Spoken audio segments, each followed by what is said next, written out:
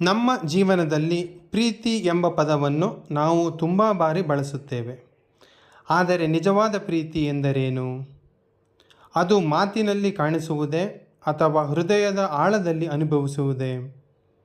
ಇಂದು ನಾವು ನಿಜವಾದ ಪ್ರೀತಿಯ ಅರ್ಥವನ್ನು ಸರಳ ಉದಾಹರಣೆಗಳೊಂದಿಗೆ ತಿಳಿದುಕೊಳ್ಳೋಣ. ನಿಜವಾದ ಪ್ರೀತಿ ಎಂದರೆ ಯಾರನ್ನಾದರೂ ಕೇವಲ ಅವರ ಒಳ್ಳೆಯ ಸಮಯದಲ್ಲಿ ಮಾತ್ರ ಅಲ್ಲ, ಅವರ ದುರ್ಬಲ ಕ್ಷಣದಲ್ಲಿಯೂ ಒಪ್ಪಿಕೊಳ್ಳುವುದು. ಪ್ರೀತಿ ಎಂದರೆ ನೀನು ಪರಿಪೂರ್ಣ ಆಗಿರಬೇಕೆಂದಿಲ್ಲ, ನೀನು ನಿನ್ನಂತೆಯೇ ಇರಬಹುದು ಎನ್ನುವ ಸ್ವೀಕಾರ.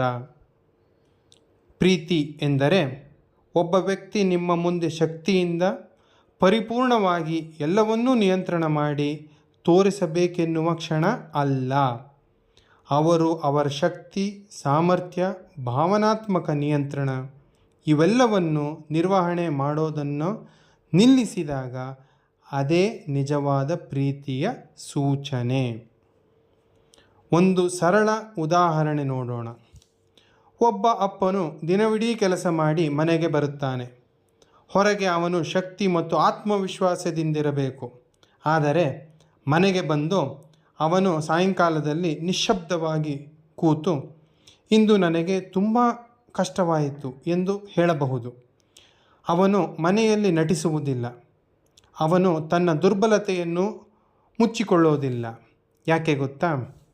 ಅವನಿಗೆ ಗೊತ್ತು, ಇಲ್ಲಿ ಅವನನ್ನು ಅಳೆದು ತೂಗುವವರಿಲ್ಲ, ಬದಲಾಗಿ ಅವನನ್ನು ಸ್ವೀಕರಿಸುತ್ತಾರೆ. ಇದೇ ನಿಜವಾದ ಪ್ರೀತಿ. ಒಬ್ಬ ನಿಜವಾದ ಸ್ನೇಹಿತನ ಬಳಿ ನೀನು ಎಲ್ಲ ಸಮಯದಲ್ಲೂ ಪರಿಪೂರ್ಣನಾಗಿರಬೇಕಿಲ್ಲ. ನೀನು ವಿಫಲನಾದಾಗ, ವಿಚಲಿತನಾದಾಗ, ನೋವಿನಲ್ಲಿದ್ದಾಗ ನೀನು ಮುಖವಾಡ ಧರಿಸಬೇಕಿಲ್ಲ. ನೀನು ಸಹಜವಾಗಿರಬಹುದು. ಇದೇ ನಿಜವಾದ ಪ್ರೀತಿ. ಒಂದು ಸಂಬಂಧದಲ್ಲಿ ನಿಜವಾದ ಪ್ರೀತಿ ಇದ್ದರೆ ಅಲ್ಲಿ ನಟನೆ ಕಡಿಮೆ, ನೈಜತೆ ಹೆಚ್ಚು. ಅಲ್ಲಿ ಮೆಚ್ಚಿಸುವ ಪ್ರಯತ್ನ ಕಡಿಮೆ, ಅರ್ಥ ಮಾಡಿಕೊಳ್ಳುವ ಮನಸ್ಸು ಹೆಚ್ಚು. ನೀನು ಬಲಶಾಲಿ ಎಂದು ತೋರಿಸುವ ಅಗತ್ಯ ಇಲ್ಲದಾಗ ಹಾಗೂ ಸರಳ ಮತ್ತು ನೈಜತೆಯಿಂದ ಇರಬಹುದು ಎಂದಾದಾಗ ಅದೇ ಸುರಕ್ಷಿತ ಜಾಗ.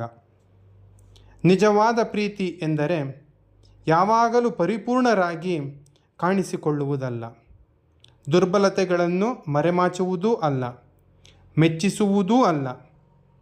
ನೀನು ಯಾವಾಗಲೂ ಪಾತ್ರಾಭಿನಯ ಮಾಡುತ್ತಿದ್ದರೆ ಅದು ಪ್ರೀತಿ ಅಲ್ಲ, ಅದು ಒಂದು ಪ್ರದರ್ಶನ. ಇದೇ ವಿಷಯ ನಮ್ಮ ಜೀವನಕ್ಕೂ ಅನ್ವಯಿಸುತ್ತದೆ. ನಾವು ನಮ್ಮನ್ನು ಪ್ರೀತಿಸಿಕೊಂಡರೆ ನಮಗೆ ನಾವು ಬಲಶಾಲಿ ಎಂದು ನಟಿಸುವುದಿಲ್ಲ. ನಮ್ಮ ದುರ್ಬಲತೆಗಳನ್ನು ಸ್ವೀಕರಿಸುತ್ತೇವೆ. ನಮ್ಮ ತಪ್ಪುಗಳನ್ನು ಒಪ್ಪಿ ಅರಿತು ಸರಿದಾರಿಯತ್ತ ಹೆಜ್ಜೆ ಇಡುತ್ತೇವೆ. ಇದೇ ಸ್ವಯಂ ಪ್ರೀತಿ. ಕೊನೆಯಲ್ಲಿ ನಿಜವಾದ ಪ್ರೀತಿ ಎಂದರೆ ದೊಡ್ಡ ಮಾತುಗಳಲ್ಲಿ ಇಲ್ಲವೇ ಕಾರ್ಯಗಳಲ್ಲಿ ಇಲ್ಲ.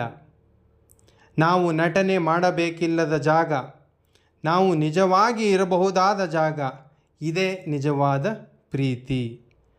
ನಮ್ಮನ್ನು ನಾವೇ ಮೆಚ್ಚಿಕೊಳ್ಳಬೇಕಾಗಿಲ್ಲದ ಸ್ಥಳವೇ ನಿಜವಾದ ಪ್ರೀತಿಯ ಸ್ಥಳ.